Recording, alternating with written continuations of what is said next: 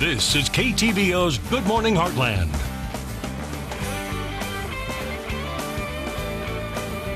And welcome back. It's now time for our Wellness Wednesday with Stephanie McGrew of Lone Star Physiques. And today we're talking about Protein 101. How are you doing today? I'm good. How are you? I'm doing great. So I know a lot of people have a lot of questions when it comes to protein supplements, when they should take them, how they should take them, how often they should take them, and I know that some might associate with gaining weight, so they're afraid to take them. So we're going to kind of just go through all the facts and kind of maybe break it down for everybody. Perfect. So when it comes to protein supplements, what should we know about them?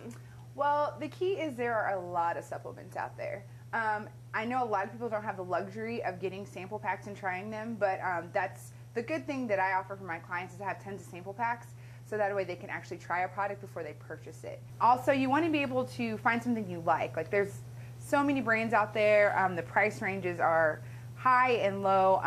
Not to say the higher priced products aren't the best, but you have to do what will work with your budget because they are something that you're going to want to use regularly. So you don't want to dump a whole lot of money into it if you really can't afford it. Okay. Now, why should somebody take protein supplements?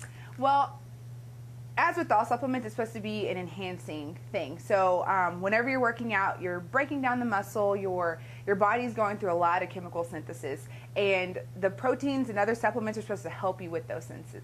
For instance, with protein, it's help with muscular strength and size because whenever you're working out, you're pretty much just breaking apart and tearing down those muscles. So when you're taking some sort of supplements, they help to rebuild it and kind of help you repair those so that way you have a quicker recovery time and you come back stronger and better from workout to workout. Okay. Now, so when should you take protein supplements? Should you take like a protein shake before you work out and then after you work out? Should you substitute it as maybe like a breakfast or lunch? Talk about that. It depends on the person, actually. I know a lot of people have a really hard time eating breakfast, and I'm harp on my clients, you need to eat something in the morning. So sometimes a shake is super quick, super easy, and it's not super filling. So it's like, okay, I can drink this while I'm driving to work. Some scientific studies show that it's best to start a shake like right when you start working out and kind of sip on it as you go through your workout.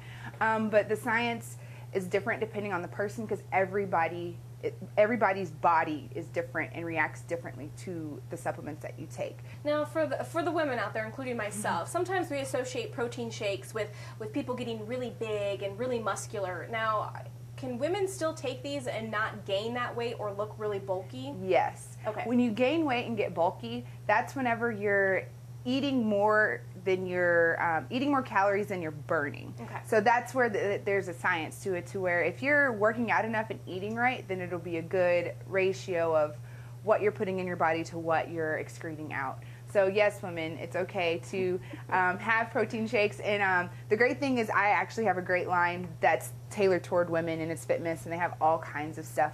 And finally, when you are taking protein supplements and shakes, do you want to go ahead and add other supplements or, maybe some pre-workout shakes that you take or maybe after-workout shakes that you take, or do you just want to strictly stick to protein shakes? And again, that depends on the person and their goals. Okay. I know a pre-workout has a lot of caffeine in it. So I'm personally really sensitive to caffeine.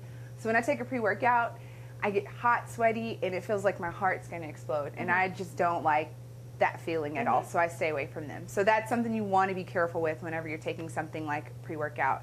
And you also always want to look at the label. You want to look to see what's in the products that you're taking because you never know. Sometimes it can counteract if you're on a certain medication, so that's something good to talk to your doctor about as well if you're going to start some of these things.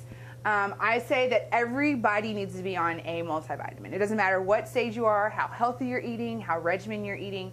Everyone should be on a multivitamin because your body burns through the nutrients that you're eating, and the multivitamin will help supplement that whenever you're lacking something. The other thing is BCAAs. These are one of my favorite things because it's branched chain amino acids, and what those do is whenever you're working out, your body's breaking down the muscle, and these help replenish and restore and also help with recovery. And I notice a huge turnaround time with recovery when I'm on my BCAAs. Another important thing is fish oil. I take that regularly, and that just helps with lubrication. It's also omega fatty acid, so it just helps with cardiovascular health, and the studies have shown that it helps with other prevention of cancer and other illnesses. Perfect. So what we'll do to make it easier for everyone out there is we'll post all the information on our website at ktvo.com, and we'll link up Stephanie's information as well with Lone Star Physiques. Thank you so much. You're welcome. And we'll be right back.